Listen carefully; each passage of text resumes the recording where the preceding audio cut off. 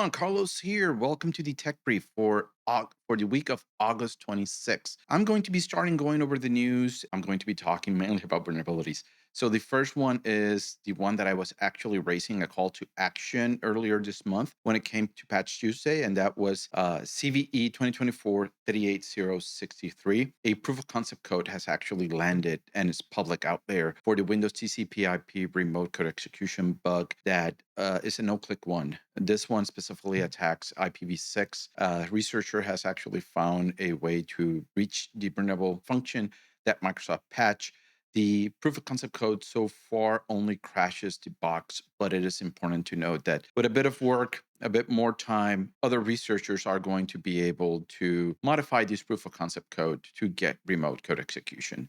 So do patch, do be diligent with this one. It's very important that it gets addressed. Next vulnerability is one that is being exploited by Volt Typhoon. This is for the Versa Director, CVE 2024-39717. This one has actually made it into the CISA KEF known exploited vulnerability database. It's being abused quite a bit. It's specifically around ISP telecommunications and other critical infrastructure. And the way that this is actually being exploited is that they're using this to drop VersaMem. It is a web shell that allows them to capture plain text user credentials on the affected systems, and then they're using this one to kind of like move laterally and abuse other systems. They're uploading to the Apache Tomcat a custom Java module that is dynamically loaded into memory.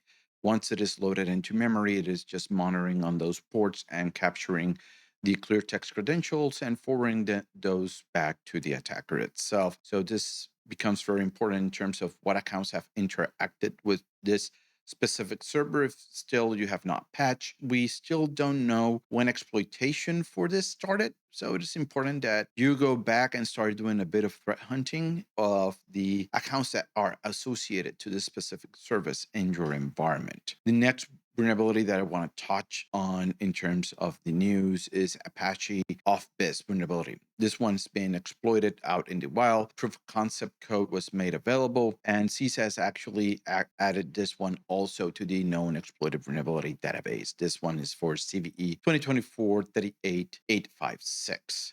It is affecting all of the different versions of Apache OFBiz between 18.12.14 all the way to 18.12.15. Even though there have been some reports that patch versions have been exploited, it is a confusing report so far.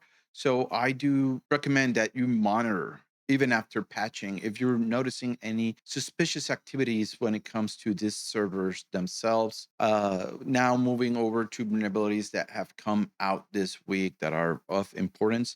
We have an RCE in the WPML multilingual CMS plugin for WordPress. There have been quite a number of WordPress vulnerabilities. In fact, some researchers have started just looking at the source code of some of the plugins that are available for WordPress and have been able to, just by static analysis, found vulnerabilities on them. But this specific one is a remote code execution bug. It was reported, and the researcher in specific did a blog post, a very detailed blog post on how the vulnerability works.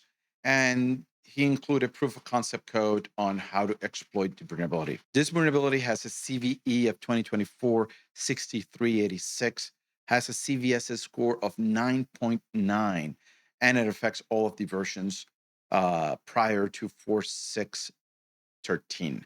So remember, there's proof of concept code available. We have not seen mass exploitation in the wild, or more than likely, there are actors that have already gathered this source code and are running with it in their campaigns. Another vulnerability that came out this week is for Sonic Wall firewalls. This is CVE 2024-40766, has a CVSS score of 9.3.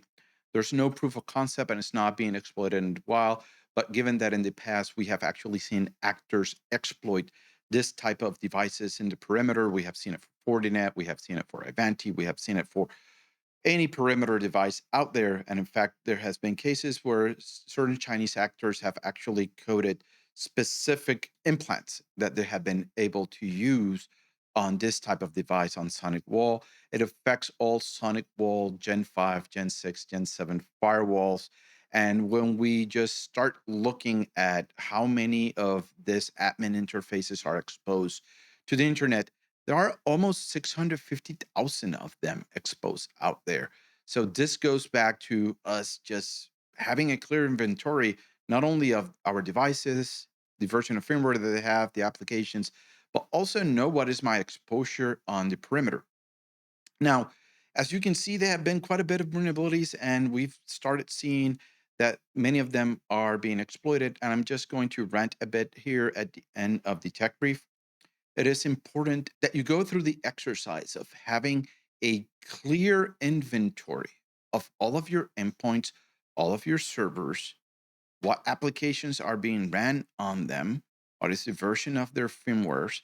This also includes networking devices. This means that I also need to ingest all of that data.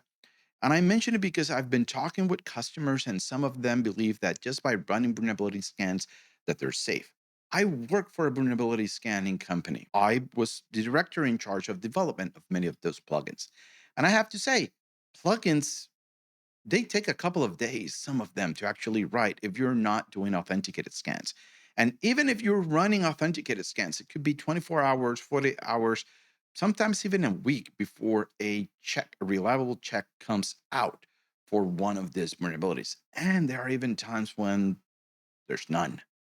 So relying solely on a vulnerability scanner to tell you if you're vulnerable or not, and not having a clear inventory of all of your assets and how you're doing all of that, you're doing a disservice to yourself. In addition to that, it's very important that you have processes in place where you measure, hey, these are my critical assets. This is where all of my important data is. So you're able to prioritize what types of vulnerabilities are you going to work on. When it comes to monitoring, one of the things that we've noticed is that a lot of these vulnerabilities have been exploited for quite a while, and it has taken a long time before a patch came out. In the case of Avanti, they roll out patches in a staggered manner. So you're exposed for a couple of weeks before you're actually able to patch. In other cases, stuff may just fall through the cracks, and you may just be delayed in being notified that you need to patch. And here is where having gone through a purple team exercise becomes so critical. Also, when you have used advisory services to find, hey, where's my data? Where are my assets? What type of data am I ingesting? What's the quality of those data, the data sources?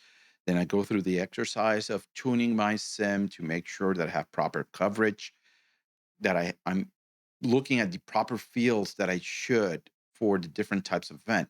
Am I covering networking devices? I have to be honest, a lot of people don't. A lot of people really should. But I'm just kind of like drumming the same drum again. If you've listened to my other tech briefs. So it's important that you cover those. Then it comes to part of making sure that you have a threat hunting program and that you have an incident response plan.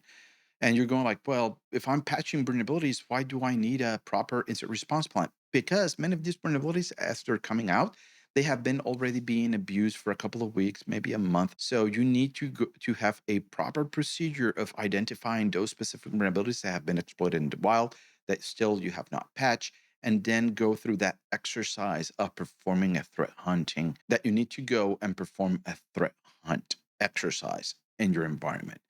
If you're struggling with that, I highly recommend Justin Vicario's threat hunting workshop that we offer. He's one of my colleagues here inside of TrustedSec. He's part of the incident response team. We have worked on incident response before, and he came out with this workshop to help customers on how to set up a proper threat hunting program in your environment. Um, so if you have a retainer, you can even use some of those hours for that, just in case, if you're a customer of ours. Then comes to the part of how am I preparing for all of this? And that is when I highly recommend that when you're performing pen tests or red team engagements, that you look into assume breach. Assume breach will give you more bang for your buck in terms of testing all of these controls and how well are you communicating, and be able to perform those threat hunts to find if you're vulnerable or not. Well, I'm not going to keep rambling on. I hope that you guys found this tech brief useful, and I'll see you guys in the next one.